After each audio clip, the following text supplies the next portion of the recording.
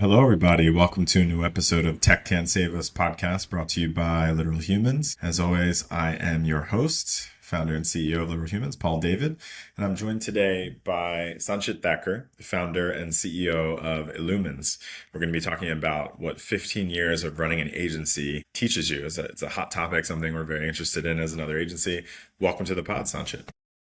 Thank you very much, Paul. Thank you for having me. It's ironic that we are discussing it at a time when the industry is facing lots of challenges, but I think this is the right time to discuss things which could help people, or Yeah, we might, take it as a normal, nice, good, rich conversation. So I'm all yours. absolutely. So, by way of introduction, Sanchit is based in India. Is it Mohali? Is that right? Yeah, it's a north of India, just near the Himalayas. Nice. And Sanchit runs a creative consultancy which works with companies who like to do things a little bit differently. And Sanchit, do you have any quick examples of like past clients that you can, so just so folks can understand the work that you do? Wow, yeah, it's 15 years of work, so lots of clients, we started with something very small, as the companies do, like with we were making scripts for people right at the start of at the start of 2010, and then we got clients in 2011. You know how the market was in 2009 and 10. It was not that good. But in 2011, there came a time when everything changed after January 2011. And iPhone at that time and App Store at that time was getting lots of traction, and people were making lots of apps. So we started making those and going into market research. And we worked with market research companies and lots of clients in logistics and all. So right now, as there is a demand, there's a buzzword of AI. So I think it's the best time that we are working in AI and with the companies. We are a small medium enterprise, so that doesn't mean that we are actually making the AI. It's just that we are using OpenAI and other tools like DeepSeek and all. Um, uh, Google's Llama. So we are taking care of those and we are working towards that. And anything that we work on, clients nowadays ask about this simple question, which many agencies are being asked, that, how are you going to implement AI in it? So sometimes we ask that, what do you mean by AI in this? Do you have any idea in mind which we can implement AI, or do you think it's just a magic word that is just there and something magical would happen? So at times we consult with people and we tell them that this is the approach how to move forward. And just for example, if you make an e-commerce store, you can simply have an AI doing sales for you, build AI agents and have sales for you. So we're navigating lots of things, but yeah, logistics, AI, healthcare, e-commerce are our sectors this year. So who knows what happens after June? We are a service-based company. We get lots of different kinds of clients, at times startups who are starting to do something new, and that becomes something really big. Some of the companies that we worked with went on to become huge. You have few companies there as well. We're working with Cognism. You might know them. They are in UK, and that's a sales tool. So our design team works with them, and we navigate lots of things together.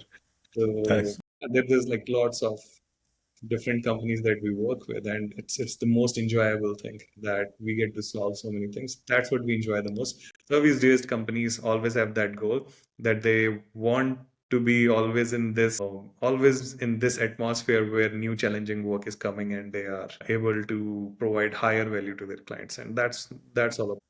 Yeah, it's interesting. Yeah, being a service-based company, you feel like you're at the forefront of, so much because you're learning from your clients, but you're also like implementing. And I think what you said about AI, like feel very fortunate to work in marketing, which I feel like is one of the first industries. We talked about this on your podcast. One of the first industries to kind of get hit by the AI wave and have to like really think about how to integrate AI. So I appreciate that you brought that into the conversation. Just want to continue the introduction stranger to podcasts. You host the Bright Talks podcast, which you very kindly had me on, and you speak to industry leaders about all things from creative thinking strategies to the intersection of the Internet of Things and blockchain technology.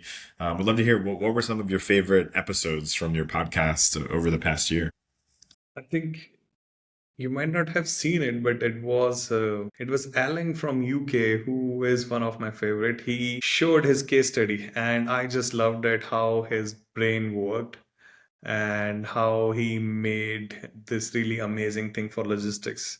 whole mechanism that he was working on. I would not name the logistics company because it's under NDA for him as well. But we saw some glimpses of his case study, and that was the most fun I had because I would tell you a secret. I'm not such a good podcast host. I always tell Vrinda and my team, you are you are in conversation with them. I'm always like, I go deeper into conversations because I consult with companies. I tell them that, hey, what about this? What if we do this? We can reach this. So on podcast, I have to be formal. I'm not the best person there. So even if it's casual, it's not actually informal that you actually go into deep and ask questions. Hey, what about this? What about that? Because that wouldn't sell on podcasting. So in what Alan was showing was really, really amazing to me. And that's one of my favorite podcasts. Nonetheless, all of them were like really, really great. You get to meet so many different people. You get to enjoy what they're doing. One was CJ as well. Suyun came who made Google Drive user experience, and she was really, really bright in how she discussed. And then my last podcast was with you, and I enjoyed it the most among the others. We get to discuss how AI is disrupting the industry and how you were the one who got disrupted, how you're navigating it. That was highly enjoyable. So yeah, I mean these Yeah. are. Yeah, I agree with you. Like, sometimes the team is like, what are we doing with the podcast? And I'm like, guys, it's such a pleasure, like, to just talk to, smart folks like yourself and learn from them and just like take a break from the work week and hear about someone else's journey and talk to other business leaders. So I agree with you. I really enjoy the variety and the perspectives it brings to my life for sure. So, Well, do you get anxious with that? I sometimes get anxious with taking podcasts because I feel that I have to be very formal and discuss things. While now that you're hosting me, I am all free that, I do not know the questions. Whatever come my way, I would go forward. Because my yeah, team and me discuss on set of questions that these are the specialities. So just for example, it's Paul, and yeah. I would discuss over these specialities and I would come up with something and we would dive deeper into it. But right now, when you are the guest, you are free because you can navigate anywhere. Yeah. So I think I enjoy this thing. As I told you, I'm not that good as a host Oh, because I beg to differ. I think you're great. casual conversations. I am that guy who would go deep into trenches with you. Yeah. So I like those casual conversations. So on podcast, you don't know who the next person is. So Hmm. and Hmm. at times, most of the podcasts which are doing great are mostly cringeworthy. So you don't get to know a lot. You don't get to like really learn it. There are hundreds of thousands of people who are going through that podcast, and I am like, these didn't provide any knowledge. The person said Right. and many irrational things. They would never work in practicality, and somehow they are amazingly seen by people. And I'm like, Yeah. Harvard Business Review at the same time gets 5,000 hits only, while they provide really amazing case studies. So, okay, and that's how the Yeah. world works. Yeah, yeah, yeah. I'm actually working on a project with some folks to try and, help to kind of reshape the podcast space, but it's tough. Like there's a lot of, folks out there who they have a lot of reach, but there's not a lot of substance there. So I totally agree with you on that. It's interesting to see how the space will change. Want to get into some of our questions here and learn about more of the work that you do. So, I feel this like there's a lot of agencies out there, a lot of creative consultancies out there. Would love to hear, what are the 2 to 3 things that really makes illuminz stand apart? What makes illuminz different?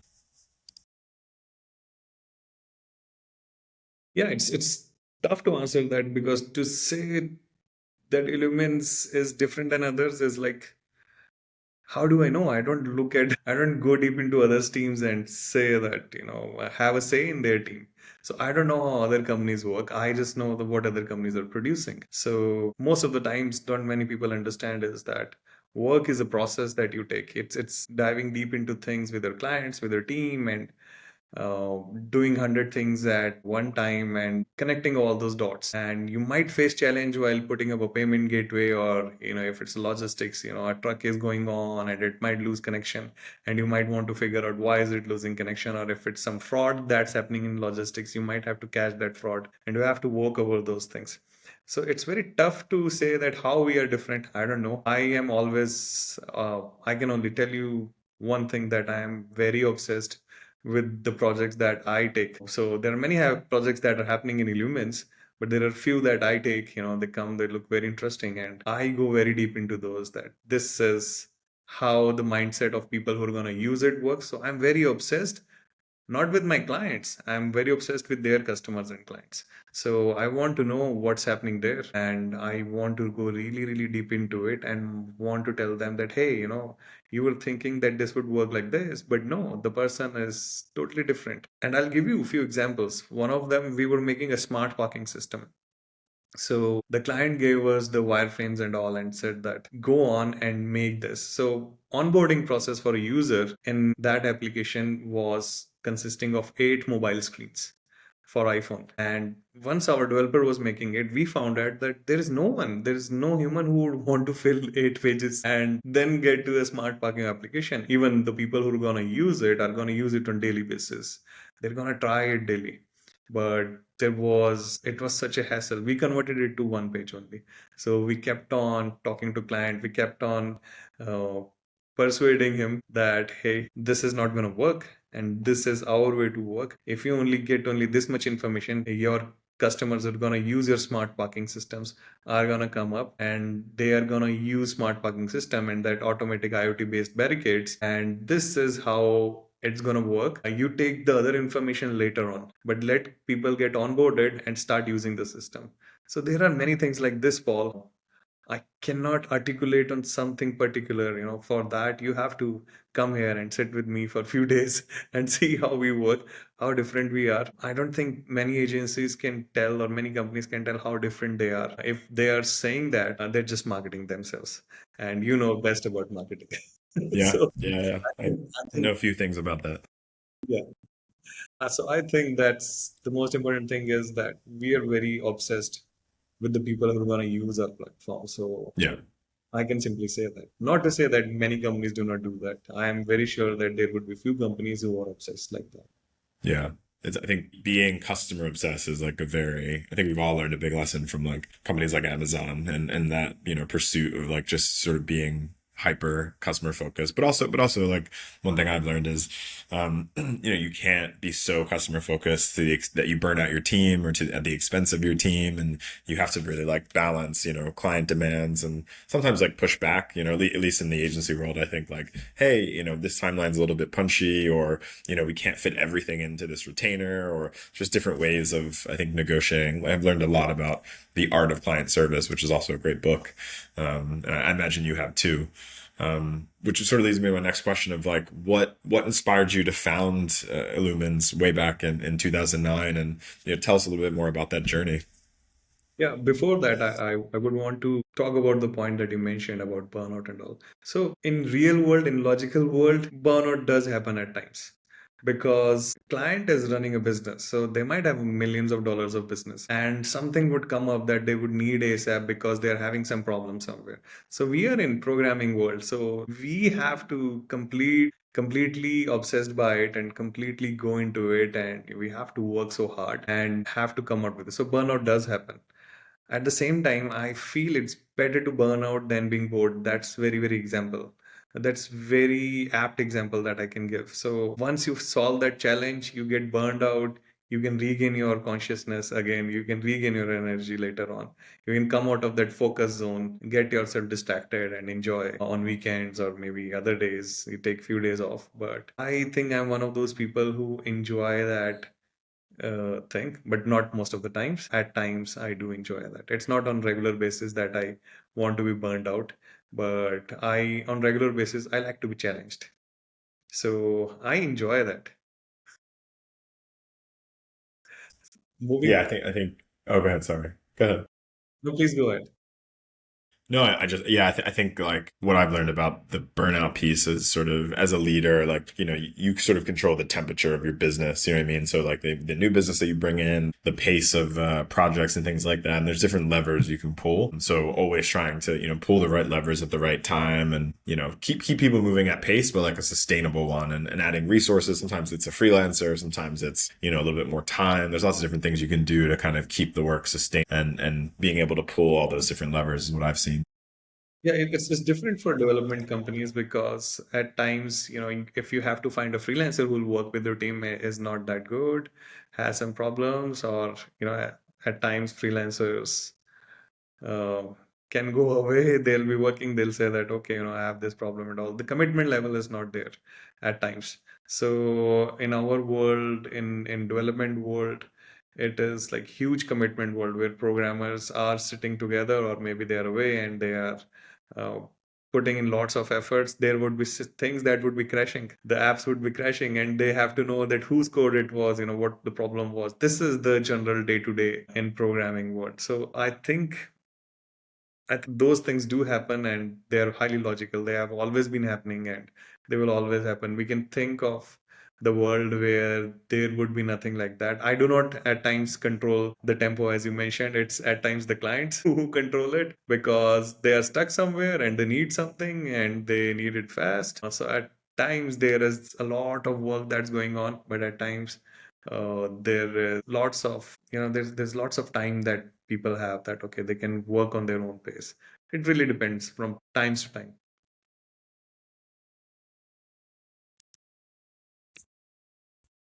Paul, are you there? Okay, so you asked Just that having how.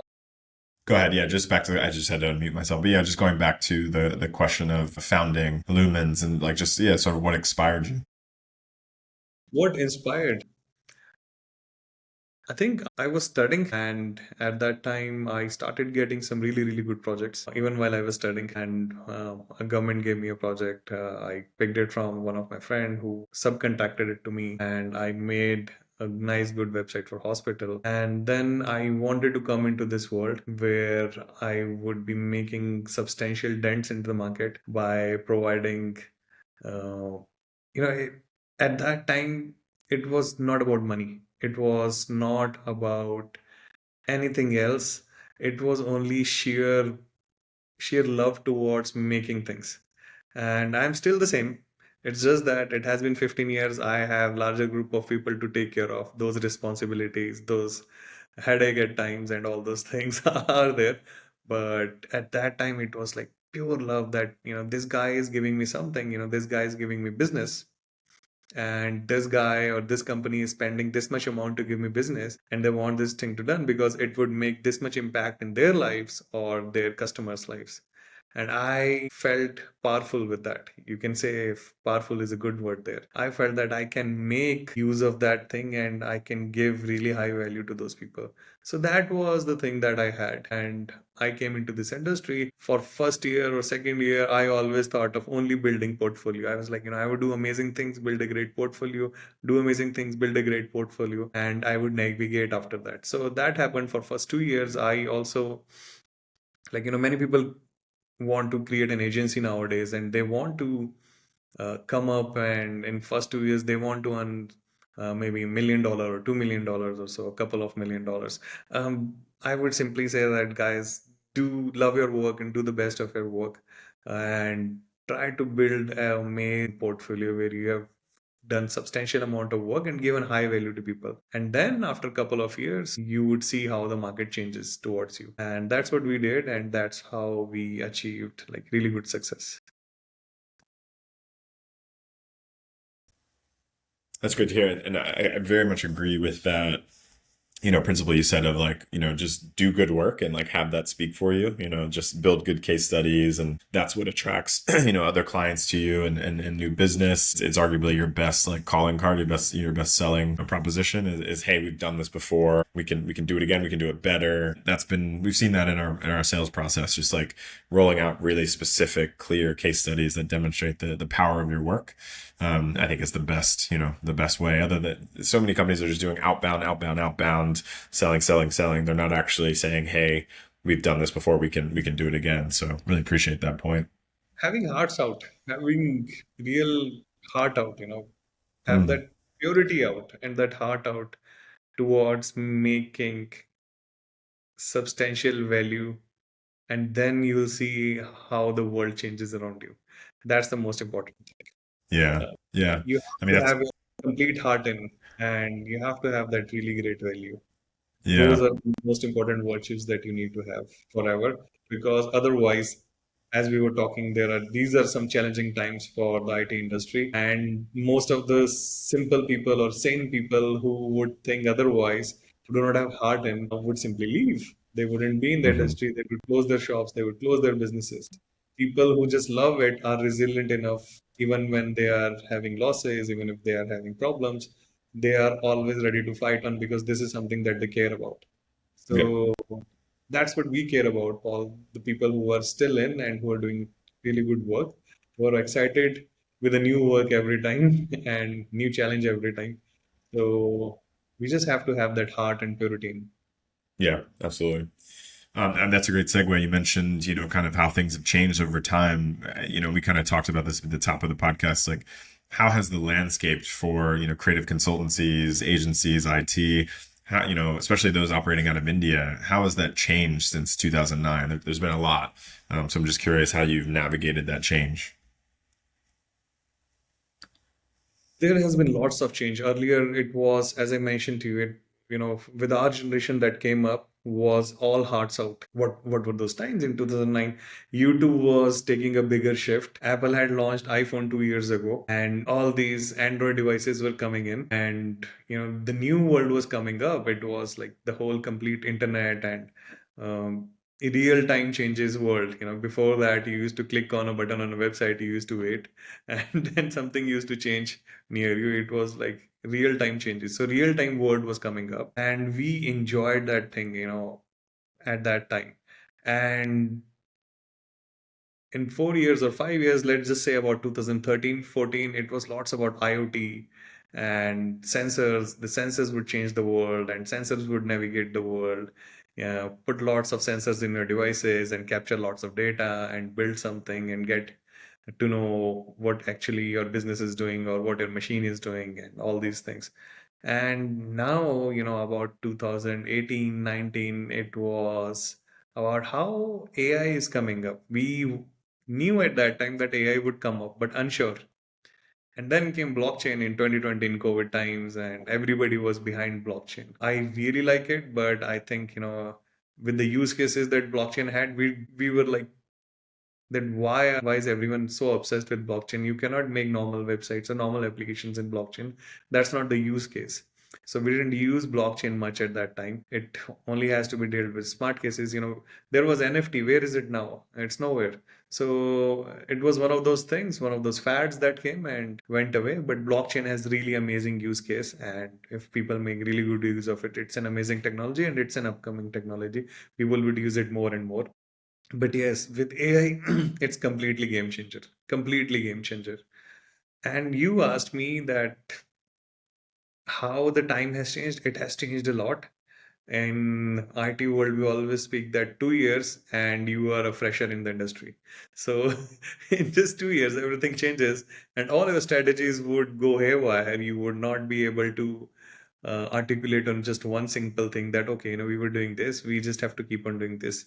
That cannot happen. Technology changes very fast. We are just waiting for quantum to come in. As soon as quantum plays its role, the whole world would change. The whole websites that are there, how we see them right now, would change a lot because it can handle lots of power. So we would see 3D objects, and we can change things just like in Minority Report, and we would be able to do lots of things, and we are just waiting for those times. But yes, and I'll tell you about the agencies. The agency world in India was very different. We were actually working for people, and we were their extended teams. We are still now.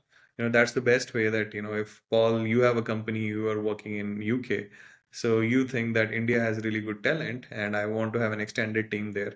So we were the extended teams and we really enjoyed it. But now, if you come to India, you'll see that we are at the forefront of it, because the kind of applications, the kind of moves in technology, especially in application world, like new business formation or new ideas world, which are completely akin to Indian mindset or Indian market. We are doing a lot of things there, and it's highly interesting market right now. It's just like how Chinese went on with manufacturing. For many years they were making for other companies. When they started making for themselves, it had different use cases in China, and now the world is copying those use cases. So that's the thing with India. The kind of applications you'll see here, the kind of user experience now you'll see in Indian applications, and the kind of problems that you'll see that we guys are solving, you would enjoy them a lot. And the future is not that far away when people would be copying copying from Indian companies and making the same kind of businesses in different countries, because that makes a huge sense. It's 1.5 billion people, huge market. So many entrepreneurs are coming up. They are putting in lots of efforts in building great things, and or at least they're trying to experiment with new things. If something succeeds, they're scaling it to a large extent, and they are making really, really good strides in this world. And I really enjoy this time that the Indian market is in. I work around the world. It's not just Indian market. Indian market might be like 10-15% of our clientele. It's US and Europe majorly. So we enjoy that. We enjoy it a lot. But there's lots of landscape in Indian market. Earlier, the companies like us were all about love and all. And as I mentioned, now the companies, as soon as they come, they want to. I like it at times, and at the same time, I do not like it much. That they want to scale up very fast. They say scale up or die. So no, it doesn't work like that. You build something organically as well. There is another way to look at it as well. So many IT companies go down the drain when they become completely blockchain companies, and blockchain is dead, and so the companies are dead as well. That happens. So with scale. Yeah, it's easy to get pigeonholed and like sort of, go all in for one area, which is a great segue to like the next question, just in terms of like your ambition. So where do you want to take? I get asked this question all the time. What's your vision? Like where are you going to take the company? And like part of me is like, I just want to take it year by year and like just grow, gently, but also, it helps to have a bigger vision. So what's your bigger vision for Illumins, and also for the Bright Talks, podcast? Like what are you thinking of for the next year or two at least? Yeah, so I'll speak about Illumins first. I think you want to go from 2025 to 2029, right? So I think this year is all about surviving in the industry or navigating through the times when they're quite tough. As you know that what's happening around the world. But I'll be realistic that we're gonna take first 4 to 5 months, let's just say April to May, to getting really good projects, talking to lots of clients, talking to lots of enterprises, SaaS enterprises and all, and working along with them in making what they think is really, really beneficial for them. So 2025 after that would be all about increasing like really good amount of work for us. And 2026 and at the end of 2025, I want to start making products. So I think we are at a path where we have made many companies and we have worked with clients and we know how to make a company and we know how to make really good business and we make them really, really big. Um, so some of the companies we made became multimillionaires. They didn't have good presence before, and they became huge, just like Casper is. Um, and then at the same time, Swiggy, one of the companies in India which is in food delivery, it has like huge billions of dollars of base. And we were the ones who worked, who got our hands dirty building for them. So I think I'm gonna love building with other entrepreneurs, but I think we're at a place where we are gonna make products ourselves and we're gonna make them highly successful. So 2026, 2027 would be navigating in that world where we're gonna make our products by site and we're gonna make them highly successful. 28, 29, I think would be very fast for me to tell you that what would Sure. happen, because I think industry would change at that time, quantum would come in, Yeah. but we're going to grow those products and we're going to do those things. So I Yeah. can tell you about 3 years that we're going to do really, really great at that time. Yeah, the move to kind of like, productization, and it's interesting to see different agencies and consultancies take that and really understand, okay, we can turn this service that we're delivering into a product, even if it's productizing the service or an actual, product itself, be it software or, a platform or something like that. So that's really interesting. And we're thinking about the same things with that AI and, kind of, you mentioned quantum. That's a really interesting space as well. So. Especially, Paul, especially if our products would fall in line with clients' requirements as well. So some of the products, we are thinking of building 3 products. We have made kind of user experiences and UIs. We have made kind of prototypes, and we're gonna start making them after June or July. And that's what we are thinking, that we're gonna come into market. We're gonna grow organically for some time, and once we know that this is really good market, we're gonna scale up uh, just after that. So I'll be looking at lots of investor friends of mine at that time, but we want to make things successful, and only after that we're gonna go deep into it. So Nice. yeah, That's great. Thank you. Thank you for indulging us. Wanted to jump into our quick fire questions. These are sort of like fun, playful questions. We ask you to give just like a quick little response, the first thing that comes to mind, but it's a way for the audience to kind of get to know you better as a person and yeah, understand a bit more about you. First I'm question. I'm just scared of quick fire, but okay. Oh, no, no, no, nothing to be scared of. First question. If you could found another tech startup, what would it be and why? Tech startup, just as in, anything I can pick from tech. Anything. I think I would provide kind of plugins or support. If hypothetically if I'm not at the position I am, if I'm someone who is new coming to the industry, who has lesser resources, I would start making things for big players. Just for example, Figma is quite big.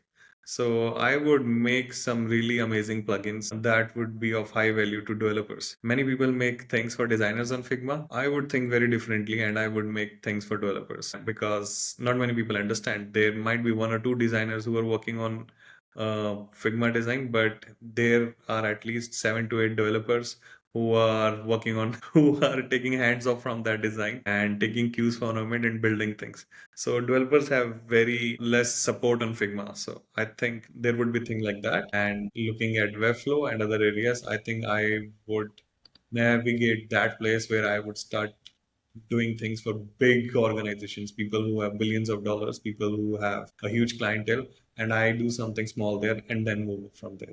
Yeah. Interesting. Next question. What tech invention makes you the most excited? I think quantum, as I said. Quantum. Yeah, Yeah. that's a good one. We haven't talked enough about quantum on this podcast. I want to get some quantum experts on here. Yeah. Yeah. I think AI is doing great. What Yeah. would happen after AI is that our lives would become longer. If Mm, AI is gonna solve lots of things, just that you saw recently, Russia has a cancer vaccine now. So wow. you would love to know how it works, and this podcast, if I speak about it, it would take a lot of time. But Yeah. go on and research how it works. It takes how it takes antibodies from you, from your tumor, and would know that what the problem is and how the AI would solve that calculation. AI would Yeah. calculate it, AI would solve that problem, and you inject it back in just 2 days, and the That's cancer wild. would be gone. So I That's think wild. AI would increase our lifespans and make us Mm, do things, but at the same time, until we are stupid or go into an accident or lose our yeah. lives or something like that, Of course. or, Yeah. AI can't prevent that. or maybe incapacitate ourselves or something like that. But our organic lives would start becoming better. But Yeah. you place it with quantum, things would happen in seconds. Yeah. Exponential. That's really That's interesting. space research would become amazing with quantum. So we Yeah. might be able to reach long away planets, or we might be able to do greater things with quantum. I think that's something that I'm highly interested in. I'm highly Yeah. interested. It's super exciting.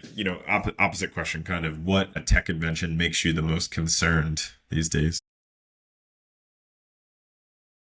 I don't think it's invention, but I think it's social media. It concerns me. I think lots of youngsters are losing the way of their lives. Chinese TikTok, recently we were discussing that even today with my team, that Chinese TikTok for its youngsters is like a person who has won maths Olympiad, or a kid who is doing great in science. And in US, there are toilet seat licking competitions. So I think people are going into the world that they should not go. I think parents should, I don't know how they would, but they should take control of social media. Australia has banned people under 16 years to come into social media, but I think social media is of huge concern to me.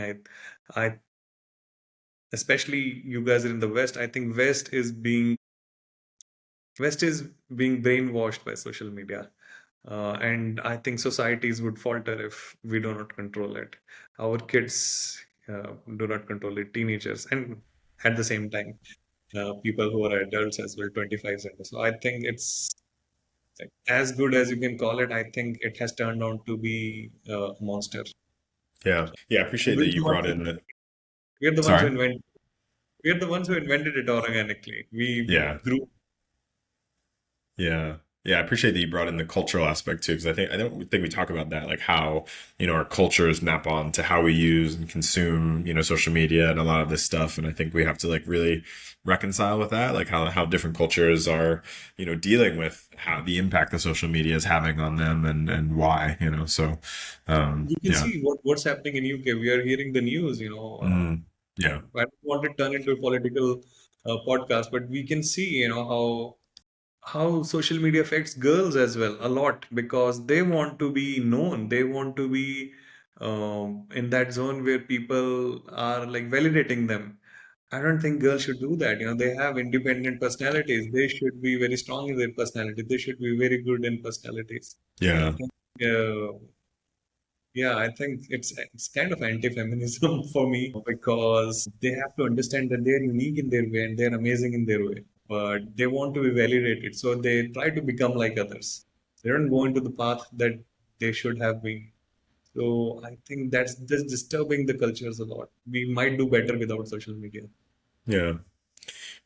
Taking it back to the human side of things, like who's a literal human who has been important and integral to your career journey, like one maybe you want to shout out. Yeah, I think it's my teammates. Is that does it have to be one person?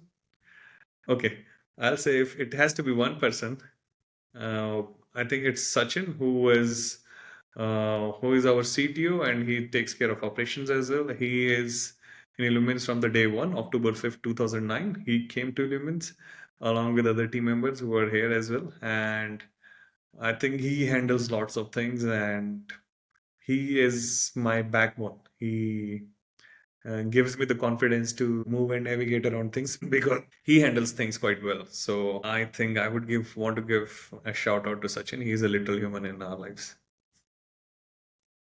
Nice, love that. And then last question: what's an inspirational quote or saying that has kind of stuck with you through your journey in tech? Inspiration quote. I once, India used to have school prayers. I don't know if it's in UK. We used to go out in the morning assembly and we used to do school prayers.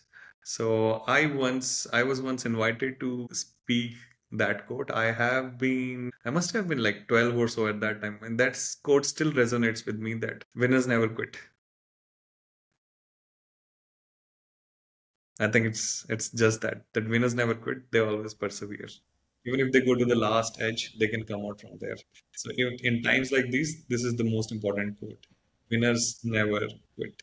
Yeah. Yeah, I think that's really, I mean, one thing I'm now, sort of 5 years into running a business, but just how much of getting ahead in life is just persevering and just like sticking with something, even when it's hard, especially when it's hard. And just, yeah, being, consistent, persistent, how much that just really makes the difference. It's so easy to like quit and leave and exit and things like that, but really sticking with it is, it's hard. It's the hardest thing sometimes. Yeah, I'll tell you a little secret. You know, there is nothing that is hard. The times would be great. You would get lots of work. You would be doing amazing things, and the times would go bad when there are problems. It's not, if it was not hard when you were doing great, it's not hard when you're not doing that great. That time would come back. You just have to keep on persevering. Winners should never quit. Brilliant. I think it's a great place to end. Sanchit Thakur, founder and CEO of illuminz. Thank you so much for jumping on the pod today. It's been an awesome conversation. Wonderful to hear about your experience building what you've built for the past 15 years. Where can folks learn more about illuminz? I think they should go to our website, illuminz.com, ILLUMINZ.com, and they should see the things that we are doing and they'll enjoy the things. And yeah, let us be connected on LinkedIn. They can follow us on LinkedIn. They can see the kind of things that we're doing. Or maybe in Great. Rebel, they can see the user experience. That's great. Well, we're big fans of yours. We know you do great work. It was great being on your podcast. So glad we could do the swap. And yeah, we'll drop those links in the episode description. And then to our guests, want to ask you all to leave a review, give us a 5-star rating. It helps us get great guests like Sanchit Thakur from illuminz. So thank you so much for your time, Sanchit. Thank you, Paul. Awesome.